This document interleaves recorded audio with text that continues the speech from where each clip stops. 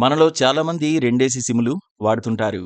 ఒకప్పుడు విరివిగా వాడిన టెలికాం ఛార్జీలు పెరిగిన నేపథ్యంలో రెండో సిమ్ కార్డు వాడే వారి సంఖ్య తగ్గింది. దీంతో తమ రెండో సిమ్ కార్డులను పక్కన పడేసిన వారెందరో. అలా ఎక్కువ రోజులు సిమ్ కార్డును వాడకుండా వదిలేస్తే మీ పేరు రద్దై వేరొకరికి చేరుతుంది. అలా కాకుండా అది మీ పేరు మీదే కొనసాగాలి అనుకుంటే కేవలం ₹20 రీఛార్జి చేసుకుంటే సరిపోతుంది. ట్రాయ్ తీసుకొచ్చిన ఈ నిబంధన ఎంతోమంది డ్యూయల్ సిమ్ వినియోగదారులకు గుడ్ న్యూస్ అనే చెప్పాలి. ఫోన్ కాల్స్, మెసేజ్లు, కనీసం డేటా కోసమైనా సిమ్ కార్డ్ను సుదీర్ఘకాలం పాటు వినియోగించకుండా ఉంటే కార్డు డీయాక్టివేట్ అయిపోతుందన్న విషయం తెలిసిందే. దాదాపు 10 ఏళ్ల క్రితం అమల్లోకి తెచ్చిన ఈ నిబంధనపై తాజాగా ట్రాయ్ క్లారిటీ ఇచ్చింది. సిమ్ను వాడకపోయినా అందులో కనీస మొత్తం కొంత ఉంటే ఎప్పటికీ డీయాక్టివేట్ కాదని తాజాగా స్పష్టం చేసింది.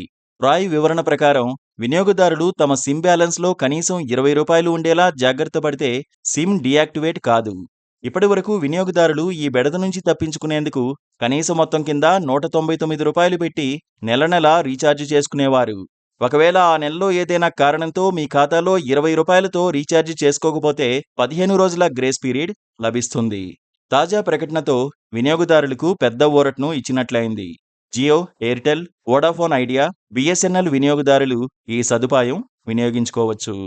ఈ రూల్ ఏంటంటే ప్రస్తుతమున్న నిబంధనల ప్రకారం సిమ్ కార్డును అస్సలు వాడకపోతే 90 రోజుల తర్వాత డీయాక్టివేట్ అయిపోతుంది. కానీ 90 రోజుల తర్వాత సిమ్ బ్యాలెన్స్ కనీసం ₹20 ఉండేలా జాగ్రత్త పడితే సిమ్ డీయాక్టివేట్ కాదు. ఇందుకు బదులుగా ఆ ₹20 బ్యాలెన్స్ నుంచి డెబిట్ అవుతాయి. ఆ తర్వాత మరో 30 రోజుల పాటు సిమ్ యాక్టివ్గా ఉంటుంది. ఈలోపు మళ్లీ బ్యాలెన్స్ కింద ₹20తో రీఛార్జ్ చేసుకుంటే మరో నెలపాటు సిమ్ యాక్టివ్గా ఉంటుంది. ఇలా ఎంతకాలమైనా డీయాక్టివేషన్ను వాయిదా వేసుకోవచ్చు. అయితే ఏ సమయంలో అయినా సిమ్ బ్యాలెన్స్ ₹20 లోపు పడితే మాత్రం డీయాక్టివేషన్ తప్పదన్న విషయాన్ని గుర్తించాలి. ఇక డీయాక్టివేట్ అయిన నెంబర్ను 15 రోజుల లోపు ₹20తో రీఛార్జ్ చేయించుకుని మళ్లీ యాక్టివేట్ చేసుకునే సౌలభ్యం కూడా ఉంది. అయితే ఈ స్కీమ్ కేవలం ప్రీపెయిడ్ సబ్స్క్రైబర్లకు మాత్రమే వర్తిస్తుంది. ఈ నిబంధనపై సర్వత్రా హర్షం వ్యక్తమవుతోంది. తమ రెండో సిమ్ను ఎక్కువగా వినియోగించని వారికి ఇది ఎంతో ఊరటనిచ్చే అంశమన్న వ్యాఖ్యలు వినిపిస్తున్నాయి.